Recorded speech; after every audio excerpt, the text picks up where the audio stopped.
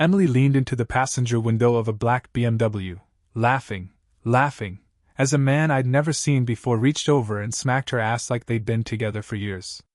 I stood frozen on our porch, grocery bags in hand, watching my wife of 18 years flirt in broad daylight like our marriage didn't even exist. Her tight blouse, her short skirt, her red lipstick, it was like she dressed up specifically to humiliate me. Then, without a hint of guilt, she turned around, saw me standing there, and smiled like this was all part of her plan. "Jake," she said, flipping her hair like a movie star. "This is Brad. My coworker.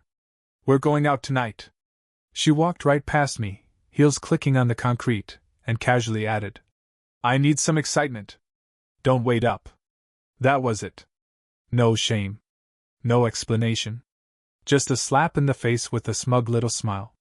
Brad didn't even acknowledge me, just revved the engine while my wife slid into his car like a trophy. I dropped the groceries. Eggs cracked. Milk spilled across the pavement. I didn't even flinch. My heart was pounding too hard. Let me rewind 30 seconds.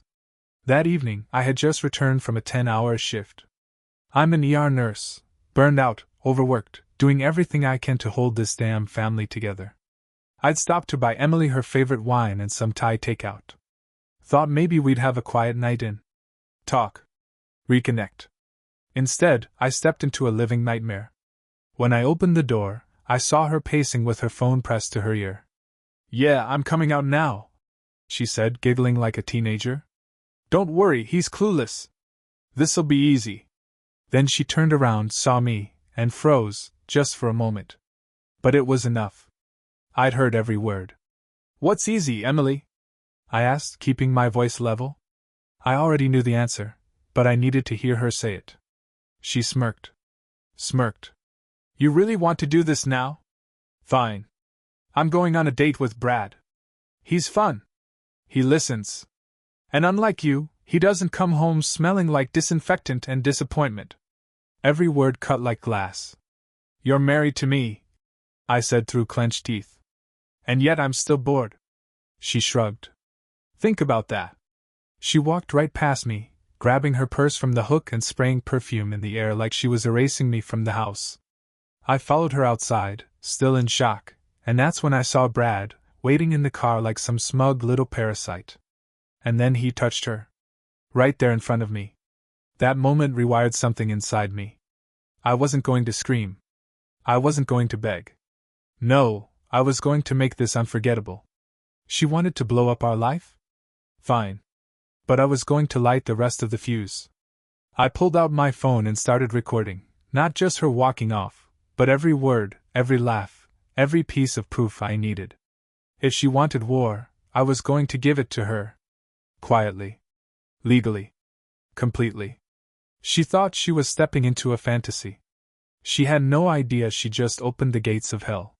The second the BMW pulled out of the driveway, I walked back into the house and locked the door behind me, not because I felt unsafe, but because I needed to shut the world out before I exploded. The scent of her perfume still lingered in the air like a slap. Our wedding photo stared back at me from the mantel, Emily in her white dress, me in a borrowed tux, both of us smiling like fools. I grabbed the frame and hurled it into the trash without hesitation. That life? That man? He was gone. I sat down and opened my laptop. Step 1. Find out who Brad really is. I wasn't going to play dumb and let this unfold while I sat around licking my wounds. If she wanted a war, I'd be 3 steps ahead. First thing I did was shoot a message to Marcus, my childhood friend and now a full-time private investigator. Bro, I need a background check. Name's Brad Nolan. Works at Midtown Architects. Drives a black BMW. Dig deep. I want everything. Tonight. His reply came in seconds. On it. You okay? No. But I will be. While Marcus got to work, I took the next step. I opened our shared cloud storage. Emily wasn't exactly a tech wizard, and she still used the same email password she'd had since college. In less than 5 minutes I was in. Her photo folder was filled with selfies, mirror shots, and vacation pics I didn't even remember taking. But tucked in between beach shots and brunch snapshots, I found a hidden folder labeled work fun. I opened it. And that's when my jaw clenched. Photos of her and Brad, too close, too cozy, far from anything professional. Her sitting on his lap in an office chair. A picture of them clinking wine glasses at what looked like a hotel bar. A blurry selfie of them in bed, half covered in sheets. She was still wearing her wedding ring in every single shot. She didn't even bother hiding it.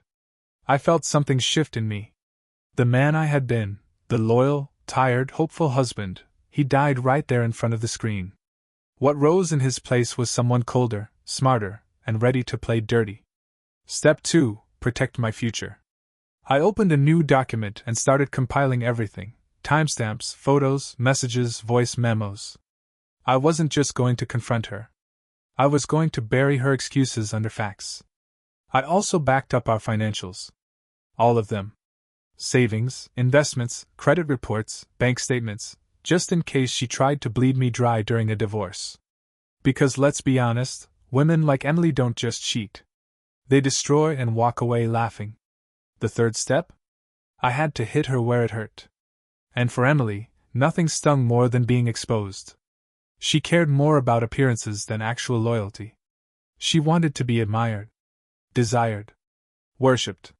So, I made a burner account on Instagram and anonymously sent the work fun photo to Brad's wife. That's right, Brad was married. I found his Facebook through a tagged photo and sure enough, he had a wife named Alyssa and 2 young kids. Message sent. Bomb planted. Now I waited for the chain reaction. By midnight, Marcus called. "Jake, you're not gonna believe this," he said. "Brad's been sued for workplace misconduct before. Sexual harassment. Settled out of court twice. And get this, Emily's the 3rd woman from his office he's gotten involved with." Perfect. This wasn't just betrayal. It was a pattern.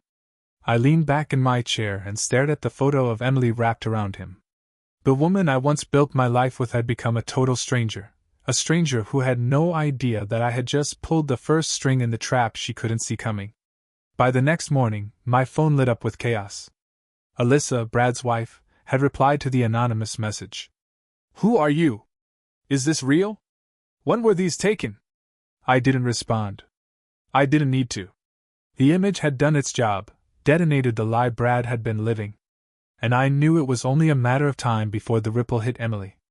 At 8:13 a.m., just as I was pouring coffee into the travel mug I knew she'd never use again, Emily came stomping into the kitchen, hair a mess, heels in her hand, and an attitude that screamed trouble. "You sent those photos, didn't you?" she snapped. I didn't even flinch. "Morning to you too." Her eyes were burning, but it wasn't guilt. It was fury, because I ruined her fantasy. "You had no right, Jake. That wasn't your business. You're my wife," I said, my voice low. "You cheated, lied, and humiliated me.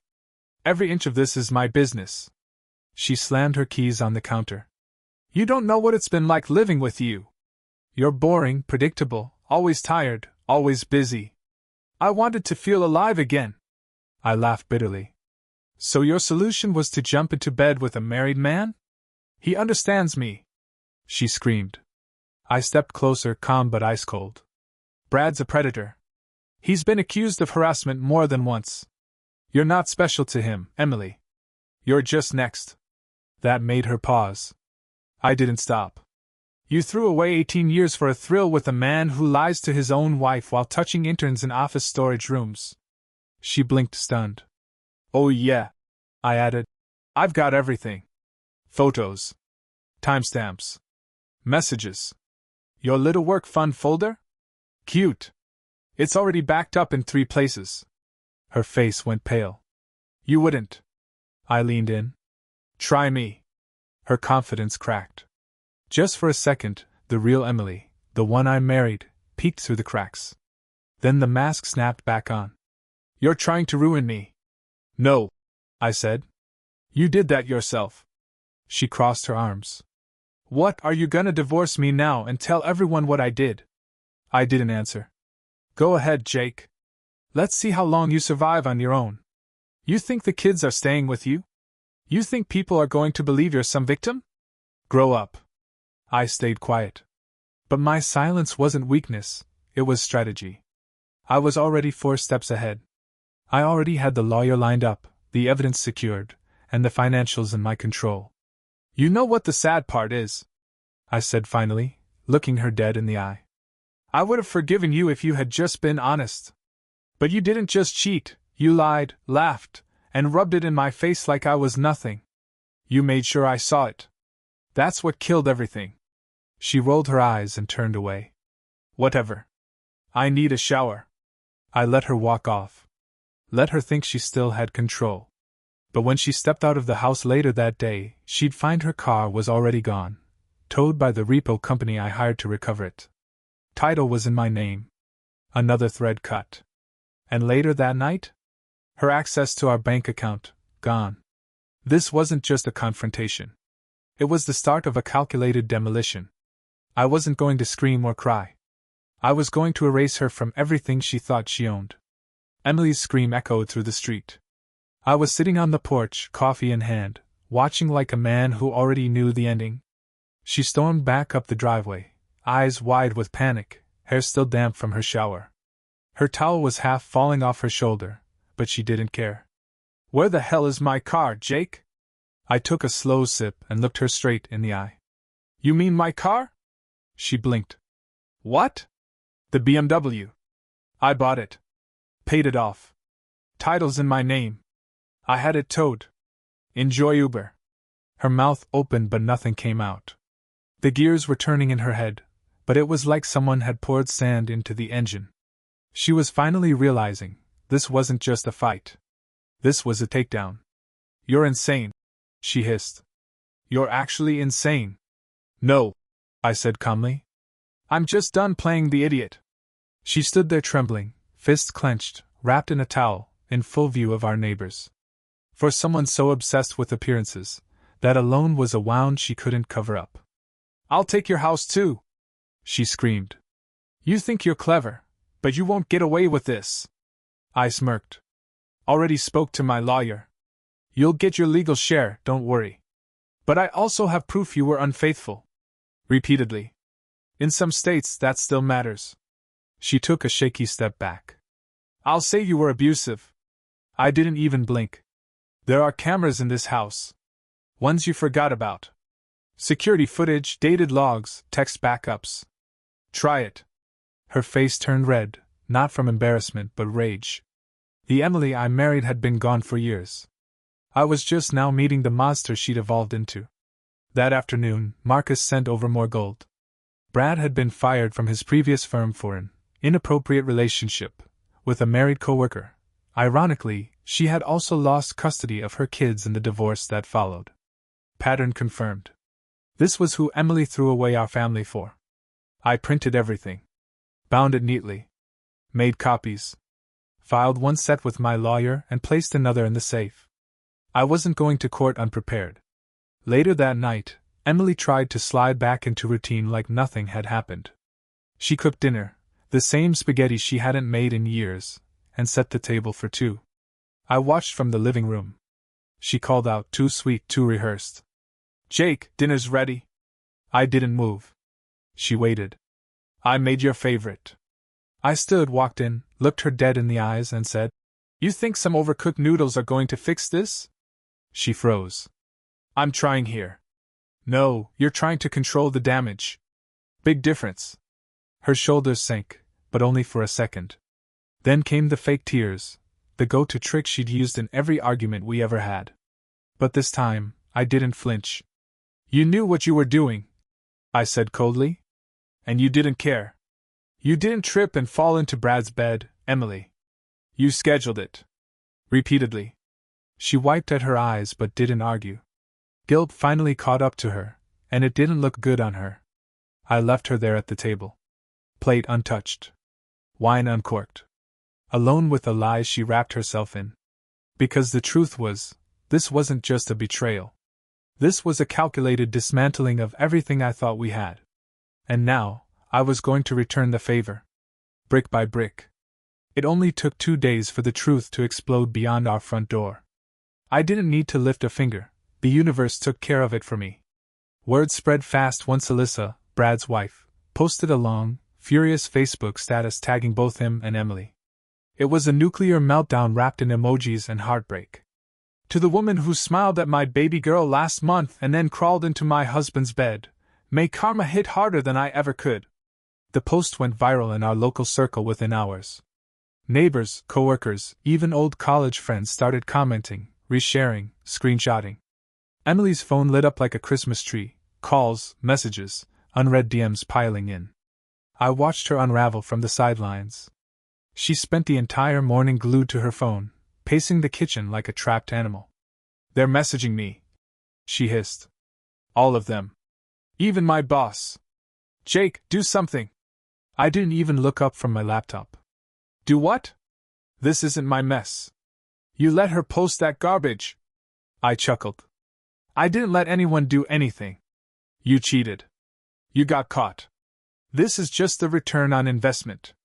You're enjoying this," she snapped. I finally looked at her. "I'm enjoying the truth being louder than your lies for once." She threw her phone across the room. It hit the wall with a crack, and I didn't even flinch. That rage she used to hide behind tears? It was boiling over now, and there was no one left to play victim to. Her boss called shortly after. I didn't hear the full conversation, but I heard enough. "We're conducting an internal review. Your conduct reflects poorly on the company. You'll be placed on unpaid leave pending HR's decision." She hung up and collapsed onto the floor, sobbing. Not out of remorse, out of panic. Everything she thought was untouchable was slipping through her fingers.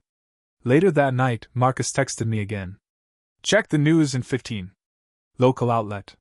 Small but known. Headline: Office scandal. Architect fired over affair with married employee." Brad's smug face right under it. Turns out he had lied on several compliance forms about prior misconduct and ignored a signed company policy forbidding relationships within his department. The fallout was beautiful. HR fired him by noon. His wife had already kicked him out. And the cherry on top? Alyssa filed for divorce and cited Emily as a primary reason, officially naming her in the documents. I printed that headline. Left it on Emily's pillow. When she found it, she didn't even yell. She just stood there, stunned, the paper trembling in her hands. "You think this makes you a hero?" she whispered. "No," I said. "I'm not the hero. I'm the guy you shouldn't have underestimated." For once, she didn't have a comeback. She went upstairs without another word, and I heard the bathroom door slam. No crying. No stomping. Just silence. And silence was loud now. The next day, I filed for divorce. I served her papers at breakfast. She opened the envelope and blinked like she didn't understand the language. "You're serious?" I nodded. "You wanted freedom. Here it is. Full, legal, and notarized." She didn't fight it. She knew better now. I left the house that afternoon to stay at Marcus's place. Told the kids I was taking some space for a while. They didn't know everything yet, and I wasn't about to weaponize them the way she probably would. As I pulled out of the driveway, I glanced in the rearview mirror and saw her watching from the window. No tears. No waving. Just that cold, empty look of someone who finally realized the consequences were real. And I felt nothing. Because now, the real healing could begin. The air outside Marcus's place felt different, lighter, sharper, real. I hadn't realized how much oxygen I'd been missing in my own home until I left it. That house wasn't a home anymore. It was a crime scene soaked in betrayal and fake apologies. Marcus had a spare room and zero questions. He handed me a beer, slapped me on the back, and said, "You did good, man. Most guys would have folded. You burned the whole circus down." I gave a half smile. I didn't feel proud yet. Just exhausted. But I knew he was right. I didn't just survive Emily's betrayal, I controlled the explosion. Over the next few days, I focused on one thing: rebuilding myself. First, I got back into the gym. Not out of vanity, out of necessity. I needed structure, intensity, sweat. I needed to push something that fought back, because I'd been silently absorbing punches for years. Bench press, deadlifts, sprints, each rep peeled off a layer of numbness. Then came the lawyer meetings. We filed for full custody of the kids, backed by my evidence. My attorney, Jennifer, was relentless and sharp. "Judges don't like liars," she said, flipping through the binder of proof I'd collected. "Especially when they're this sloppy." Meanwhile, Emily tried texting me. Not apologies, never those. Just little jabs. "You really think the kids will want to live with a cold, bitter man? We had issues long before Brad. You'll regret how you handled this." I didn't reply to a single one. Silence had become my favorite weapon. It drove her mad. The woman who once mocked my quiet nature now couldn't stand not being heard. One night, around midnight, she called. I let it go to voicemail. "Jake. I miss how we used to be. Before all this. Before we stopped trying. I made mistakes, but maybe we both did. Call me back." I played it twice. Not because I missed her, but because I wanted to remember her voice when it wasn't covered in lies. It sounded hollow now. Like someone echoing in a house with no furniture left. The next day, Alyssa reached out. We met at a quiet coffee shop. I half expected her to be a mess, but she wasn't. She looked tired, yeah, but there was a steel behind her eyes. "I just wanted to say thank you," she said, sliding a sealed envelope across the table. "This helped my lawyer. You probably saved me years of pretending." Inside were more texts, Brad's messages to other women. He wasn't just a cheater. He was a serial manipulator. She smiled sadly. "Guess your wife was just one on a list." "She was proud to be on it," I muttered. She nodded. "People like them, they don't understand loyalty. They only understand attention." It hit me then. I had been loyal to a woman who saw me as background noise. Steady. Predictable. Convenient. But not exciting. Not dangerous. That's what Brad was, dangerous. And like most narcissists, she was drawn to the flame, even if it meant burning down her entire life. By the end of the week, I moved into a small apartment downtown. Nothing fancy. 2 bedrooms, hardwood floors, view of the skyline. Peaceful. Honest. Mine. I set up the second room for the kids, new beds, their favorite posters, and a wall of photos from before everything went wrong. They didn't need to live in the fallout. They deserved somewhere clean, safe, and real. When I finally sat on the balcony with a coffee in hand, watching the sunset bleed through the skyscrapers, I felt something I hadn't in months: freedom. Not just from her, but from the version of me that accepted less than he deserved. A few weeks passed. The silence no longer felt strange, it felt earned. Like the final exhale after holding my breath for too many years. The kids started staying with me on weekends. At first, they were confused. Sad. They asked questions I didn't want to answer. "Why are you and Mom not living together? Did something bad happen?" I kept it simple. "Sometimes adults make mistakes that can't be undone. But I'll always be here. Always." They didn't need the full story, not yet. But one day, they'd see the truth for what it was. For now, they needed peace, not drama. I'd already seen what dragging kids into bitterness could do to them. I wasn't going to be that guy. Then one Friday evening, the unexpected happened. Emily showed up at my apartment door. No text. No call. Just a knock. She looked different. Less polished. Her hair was messy, no makeup, hoodie pulled over her head like she was trying to hide from the world that had finally turned on her. I opened the door but didn't invite her in. She noticed. "So that's how it is now?" she asked softly. I nodded. "That's how it's going to stay." She looked around, eyes catching sight of the kids' drawings taped to the wall. "I heard from Alyssa. Brad's being investigated. Might lose his license." I didn't reply. I wasn't going to give her comfort over the crash of the ship she helped sink. "I lost my job," she continued. "Boss said they don't want the drama. HR's building a case. Everyone in the office thinks I slept my way into promotions now." I leaned against the doorframe. "And?" She looked up at me with glossy eyes. "I don't know what I was thinking, Jake. You were thinking about yourself. You always were." She nodded slowly. "I thought he loved me." I scoffed. "He loved collecting women like keychains. You were just another trinket on his ring." She winced but didn't argue. For once, the silence between us didn't feel like a ticking time bomb, it felt like an exposed grave. I came to say I'm sorry, she whispered. Not because I want you back. I know that's done. But because I finally saw what I became. I believed her. Not completely. But enough to see that the delusion had cracked. I ruined us, she said. I disrespected a man who would have walked through fire for me. I folded my arms. You didn't just ruin us. You torched it while smiling at the camera. I know, she said, tears now freely falling. And the worst part is, you didn't deserve any of it. I let her cry. Let her feel every ounce of it. Because for once, this wasn't a performance. This was regret. Raw and ugly. She eventually wiped her face and asked, Do you hate me? No, I said after a pause. I don't hate you. That would mean I still cared that deeply. I don't. She nodded again, like that was the final nail. Then, turning to leave, she added, You're going to be okay, Jake. Better than okay. I didn't respond. I just closed the door. Inside, the apartment was quiet again. Peaceful.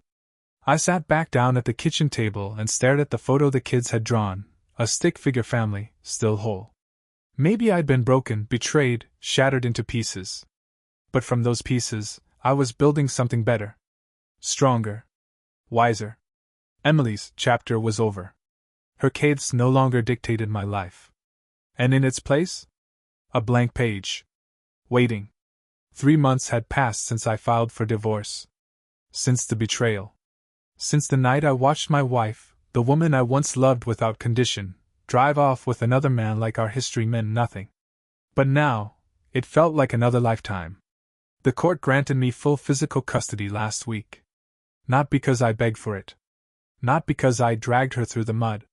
But because I presented truth, calmly, quietly, while she spiraled. Her instability spoke louder than any speech I could have given. I didn't need revenge. I needed peace, and I got it. The apartment was no longer temporary. It had become home. The kids decorated the fridge with their report cards, drawings, and messy "World's Best Dad" notes. I'd hang up every single one, even the ones that looked like they were drawn during an earthquake. Each evening now had rhythm: dinner, homework, cartoons, bedtime stories.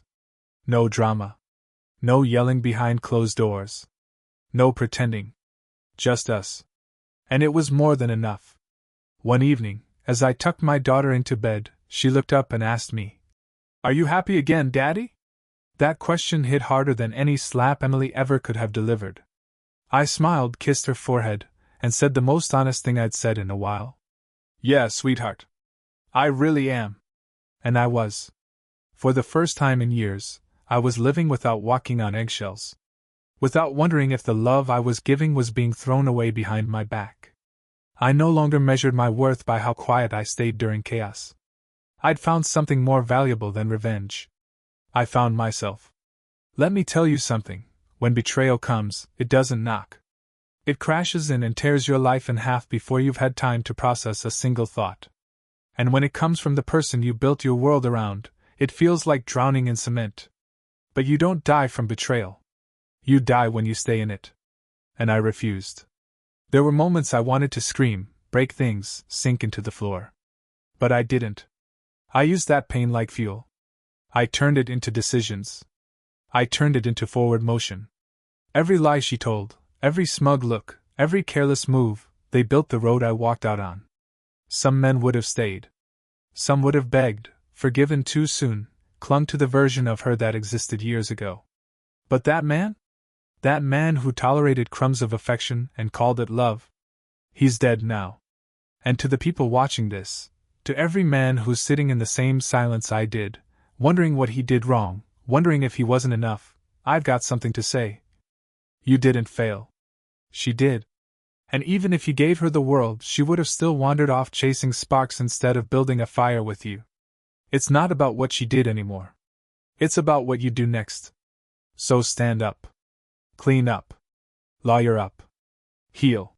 Train. Focus. Learn to laugh again. Take your life back like it's a trophy she tried to steal. Because on the other side of that pain, is a version of you that she'll never be able to reach again. Emily's gone. But I'm still here. And I'm not just surviving. I'm winning.